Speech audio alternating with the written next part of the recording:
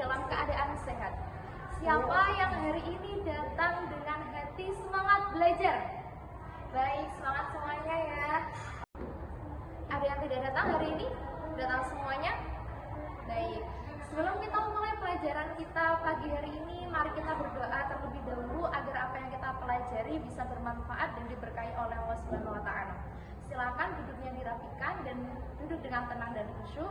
Berdoa mulai. Berdoa selesai. Terima kasih. Nah, jadi adik-adik, hari ini kita nggak akan bahas rumus, kita nggak akan ngitung-ngitung, tapi kita akan bahas satu sikap yang sering banget kita lakukan, tapi sering juga kita anggap sepele. Jadi kalian pernah ngerasa gini nggak sih? Makan nambah dikit lagi aja, nggak apa-apa kali, scroll bentar lagi aja deh. Jajan cuma 10.000 doang kok, tapi lama-lama kebablasan. Niatnya scroll 5 menit jadi yang ke 5 jam, niatnya hidup hemat, tapi malah jajan kebanyakan. Nah, ini adalah namanya israf. Jadi apa sih israf itu? Nah, israf itu berasal dari bahasa Arab asrafa yusrifu israfan, yang berarti bersukaria sampai melewati batas. Secara istilah, melampaui batas atau berlebihan dapat dimaknai sebagai tindakan yang dilakukan seseorang di luar kewajaran secara kebiasaan yang dilakukan untuk memuaskan kesenangan diri secara berlebihan. Jadi gampangnya israf itu adalah berlebih-lebihan. Kita nggak apa-apa, nggak salah sih kita pengen punya sesuatu, tapi kalau udah kebanyakan dan nggak tahu batas, ini udah warning banget. Nah, di sini juga dasar larangan israf. Dan yang lebih penting lagi, Allah ini udah kasih warning dalam Al-Quran. Quran surat Al-A'raf ayat 31 yang berbunyi Bismillahirrahmanirrahim. Wa kulu washrabu wa la tusrifu innahu la yuhibbul musrifin. Makan dan minumlah dan jangan berlebih-lebihan, sesungguhnya Allah tidak menyukai orang yang berlebih-lebihan. Nah, kita bukan berarti kita tidak bisa menikmati hidup. Boleh banget kita mau makan, boleh silahkan. Kalau kita mau main, gas. Kalau kita mau beli barang-barang lucu-lucu, gak apa-apa. Yang penting apa tadi? Tidak boleh berlebih-lebihan dan tahu batas. Nah, jadi kalau kita sering israf, ini loh dampak negatif yang akan terjadi. Yang pertama, mengakibatkan terhentinya amal ibadah dan tidak sabar.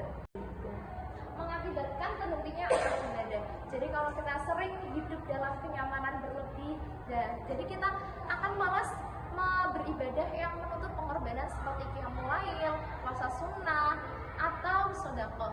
Kemudian juga bisa sulit menerima ujian dan kekurangan ketika kita dihadapkan ke kesulitan atau kekurangan materi, kekurangan makanan, atau bisa kekurangan fasilitas.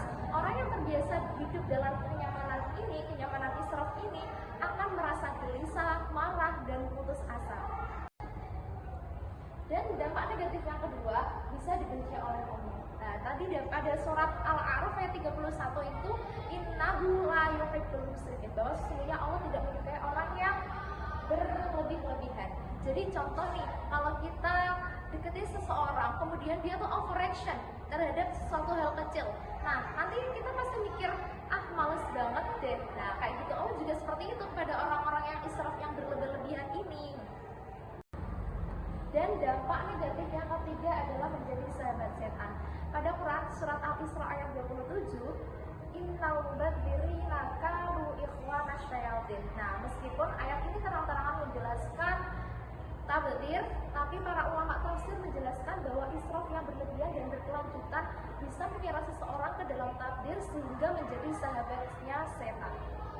Menjadi orang yang dan dampak negatif yang keempat adalah menjadi orang yang tercela dan menyesal. Pas muda kita foya-foya, pas tua kita akan menderita. Uang habis, waktu habis, tenaga pun habis. Jadi apa yang akan kita rasakan ketika pada waktu itu adalah penyesalan. Cara menghindari sifat israf agar gak jadi sultan tanpa arah. Sekarang kita bahas gimana sih caranya biar kita gak hidup pada lifestyle yang israf ini. Nah, yang pertama ini membiasakan berpikir untuk mendekatkan diri kepada Allah. Jadi zikir kepada Allah itu seperti charger iman adik-adik. Semakin kita banyak berpikir, semakin kita banyak ingat Allah, kita akan tahu tujuan hidup ini ada yang lebih tinggi, yaitu adalah ridho Allah. Dan yang kedua, Hidup yang bersahaja dan tidak selalu mengikuti hawa nafsu.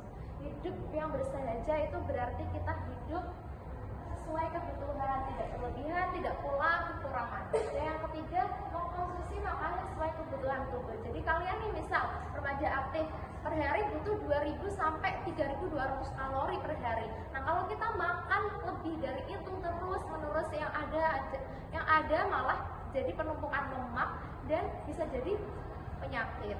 Dan yang terakhir, mengenakan pakaian sederhana dan anggun. Jadi fashion itu boleh asal jangan berlebihan.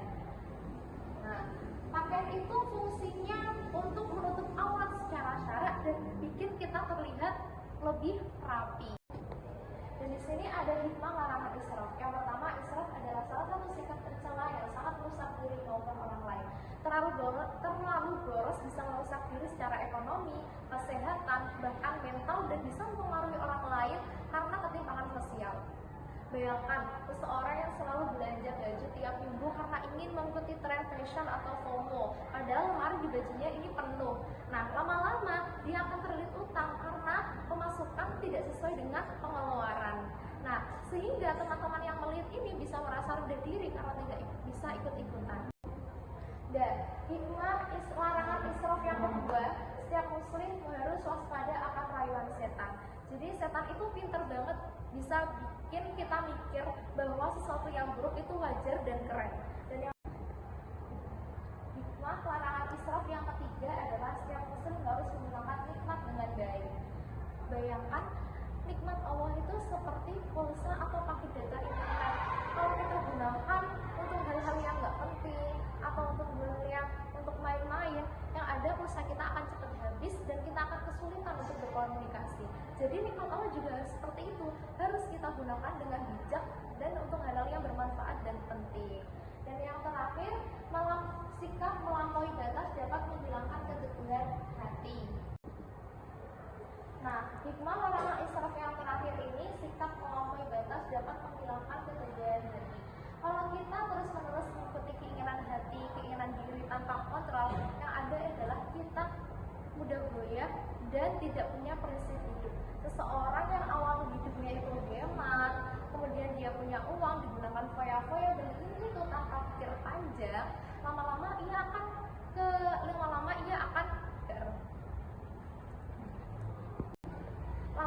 ia akan kehilangan jati diri hematnya dan terbawa arus dengan kehidupan konsumtif.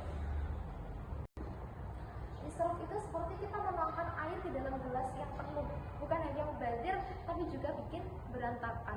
Jadi Allah memerintahkan kita untuk hidup sederhana, bukan pelit tapi juga tidak berlebihan. Karena hidup yang sederhana dan terarah insya Allah akan membawa berkah. Jadi dari sini ada materi yang belum dipahami, ada pertanyaan, sudah paham semuanya? Baik, hari ini kita tidak pulang membawa PR, tapi membawa satu pertanyaan penting untuk direnungin malam ini. Dari segi manakah aku selama ini kebanyakan? Nah, terima kasih sudah belajar dengan baik.